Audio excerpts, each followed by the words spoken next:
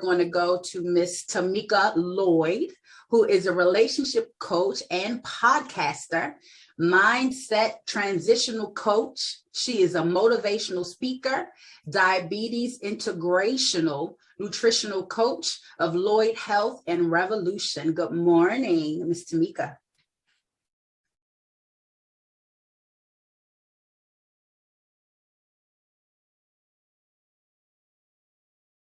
We cannot hear you. We want to hear your lovely voice. You got to unmute. That would work, wouldn't it? That would work if I muted myself. Well, thank you, Cynthia, for the wonderful introduction. I'm very happy to be here. I can't believe it's 2022. Time is flying. And what I'm hearing from all of my clients is what most people do are resolutions. You know, they want to get happier, healthier. They want to be more successful, lose weight. You know, they want to make these big changes, and all of that is great. But only 8% of people actually stick with their resolutions. So today I'm going to give you a little bit of tips on how you can get to those resolutions. And the first thing that you need to do is start to cultivate the most important relationship you will ever have. And that is the relationship with yourself. It all starts with self. And I know we're busy, and I know especially women, we like to give to other people and give and give and give.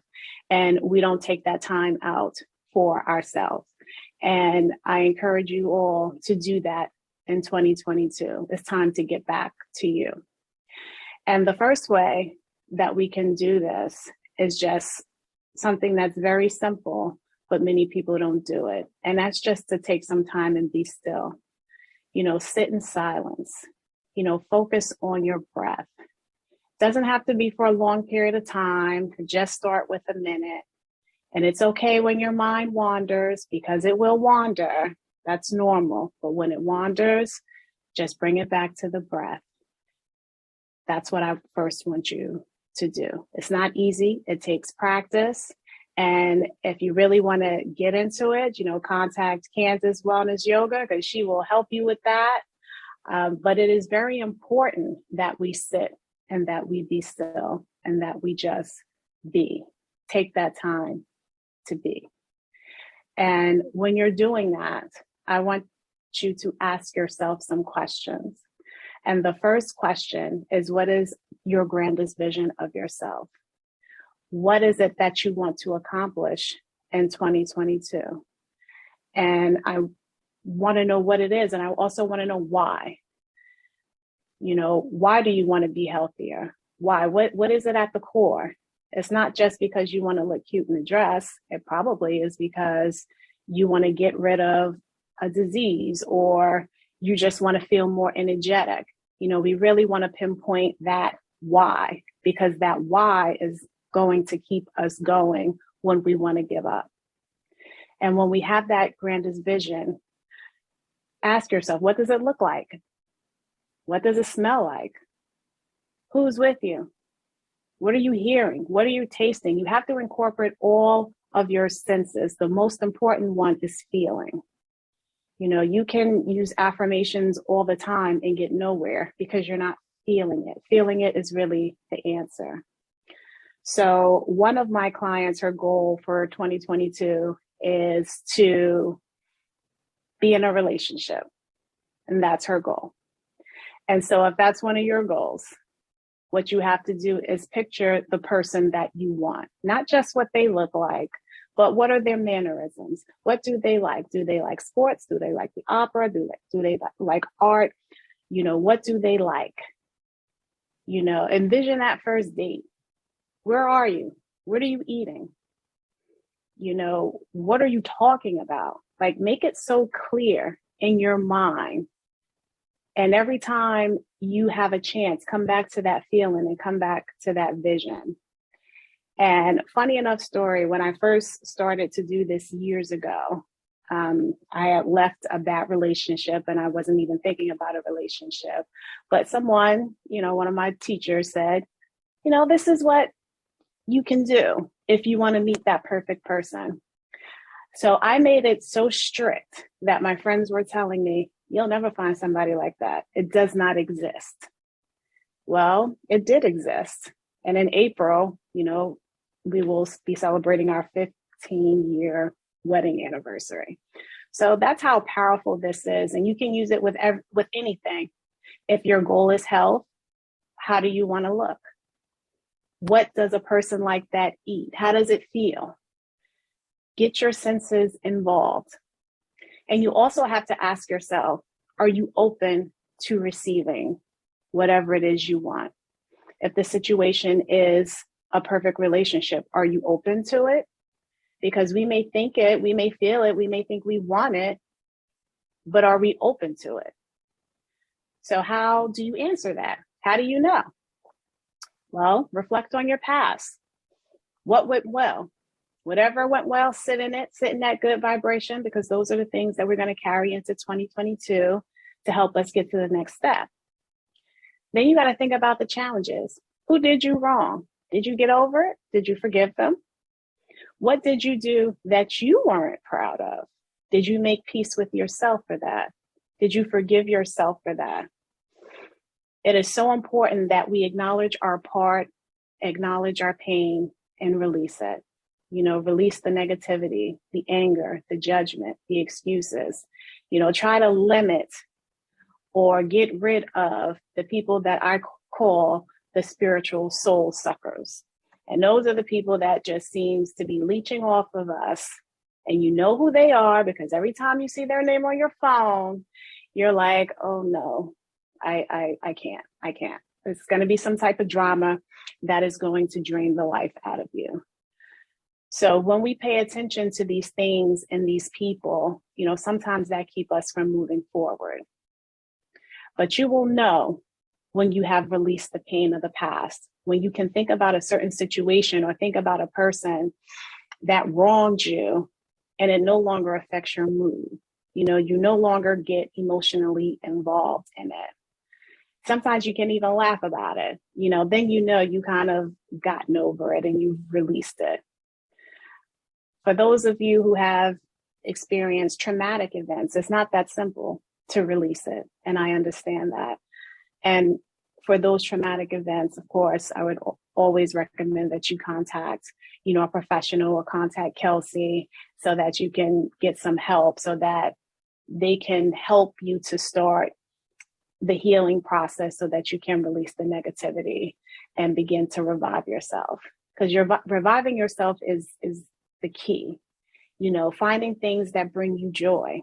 And sometimes when you feel like you've hit rock bottom, you don't know how to experience the happiness. You don't know how to experience the joy. And the best way to do that is do something for someone else. Help someone else out that's less fortunate than you. And you would be surprised once you start doing that, how good that makes you feel. I remember when I was a teenager, being homeless. That for me was rock bottom. And it's like, okay, well, how do I get into a good mood? I used to help out the other homeless mothers with their children, reading stories or just helping them do something. And it definitely lifted up my spirits. So when you are feeling like that, just do something for someone else. I guarantee you, it'll put you in a totally different vibration. So once you start to release those blocks, you will start to get into your life what you want. But sometimes we do block our blessings. We keep ourselves guarded. So in the example of you want to find your perfect love, you've done all the work, you visualized it, you wrote it down, you know what cologne he's going to use, you know everything about this person. Then this person walks into your life and you're having a conversation and everything is going well. And you're like, oh no, too good to be true. Nope, too good to be true. I can't. Nope. I'm going to guard my heart for about 6 months to make sure that this person is real. And by doing that, we set ourselves up for disappointment, because you guarding your heart means that you're not ready. You guarding your heart means that you were judging this person by some past experience. And that person will either stay there and keep trying until you do unblock your heart, or they'll leave. And then once they leave, you say, well, I knew it. I knew this wasn't the person. I knew it. I knew it was too good to be true. But no, the problem wasn't the person. The problem was you. You blocked your blessing. Because in order for you to receive love, you have to be open to love. You can't receive it if your heart isn't open. So those are the things that I would suggest. And there are many ways that you can implement these steps. And for myself and my client, the best is to have some sort of morning and evening routine. Having these routines keep you focused. You set aside that dedicated time, because when you don't have it, everything else will get in the way, and then, you forget. So for the nightly routine, it's very simple. You're going to be still or meditate and use that breathe app for a minute and just be still. And then after that, you're going to write down 3 things that you have to do tomorrow that will lead you closer to your goal. Just 3. So if your goal was to get healthy and you know that you don't drink water, maybe one of your goals is to drink an 8-ounce glass of water. Maybe your goal would be add a steamed vegetable to one of your meals for tomorrow.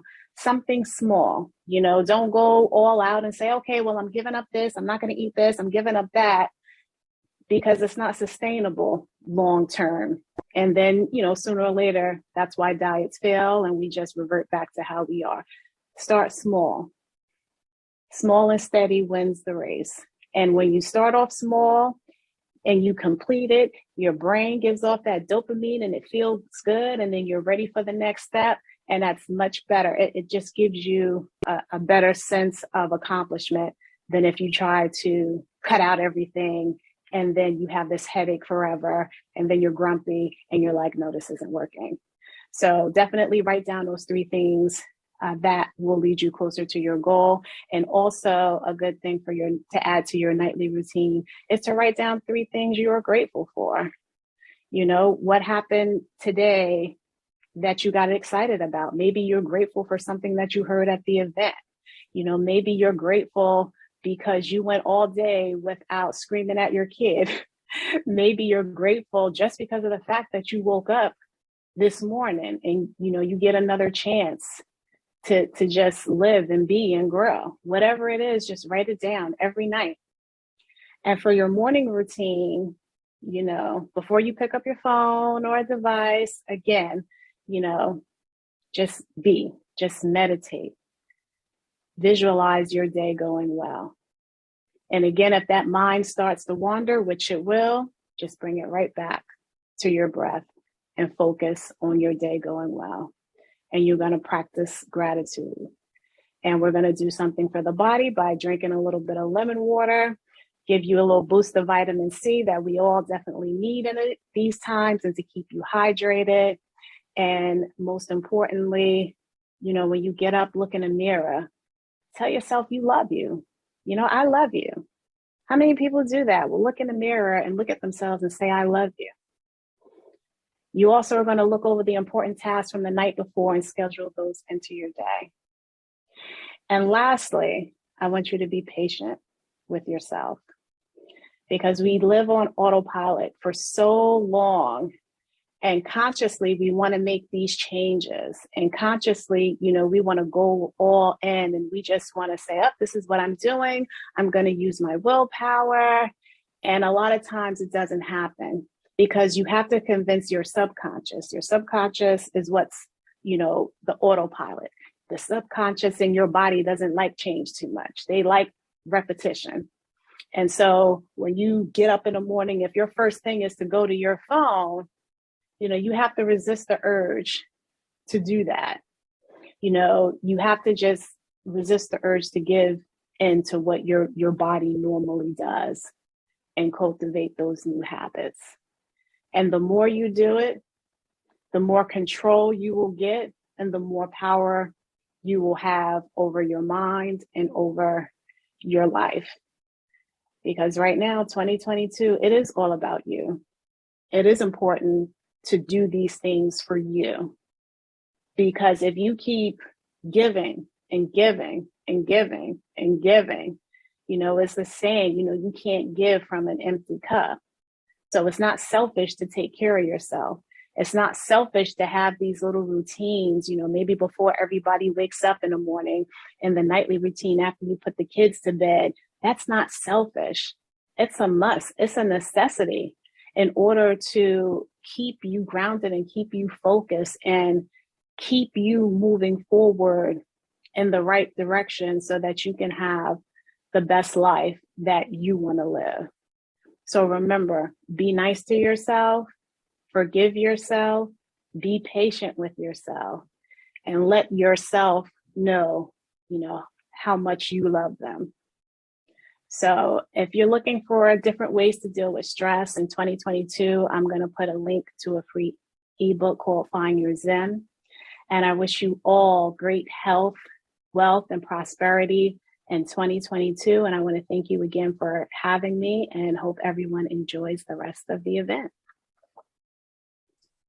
Thank you so much, Tamica. This was so informative. I'm just sitting here writing down all this stuff, and I really appreciate the idea of breaking down how selfishness is not the same thing as self-care. I think people get that a little confused. Many of us come from the mindset that if you take care of yourself, you're not taking care of other people, and that's not family oriented, right? That's not love oriented. So thank you so much for breaking that down in the nightly routine. Instead of reflecting on all the things that did not go well for the day, reflecting on things that did. Yes. What you want to repeat. Yeah. Yes, so powerful, because sometimes it's all our mind get caught up on, oh, this didn't go well, this didn't go well, this didn't go well. Well, what did go well? Something went well, something went right, and even if you had the worst day, you know what? You got up. So it was a good day. Be grateful, because somebody somewhere didn't. It was a good day. Right. And one of the things I try to tell my clients, and I myself even try to be mindful of, is my best today is not going to be the same every single day. There are times where my best is only about 90%, where yesterday it could have been 100. Yes. And then there are times where it's about 57 or a little lower. And so the reality of that is I'm going to give the best that I can today. And at the end of the day, something still went well. Exactly. That's a perfect way to look at it. Don't judge it by any other day. Just be in the present moment and just enjoy whatever happened and look forward to other great things happening. Just focus more on those positives. And sometimes, we don't, all we hear is negativity. So focus on those positives, and I guarantee you'll be a much happier person. Yeah. All right, Miss Tamica Lloyd, relationship coach, podcaster, mindset, transitional coach, motivational speaker, diabetes integrative nutritional coach of Lloyd Health Revolution. Thank you so much.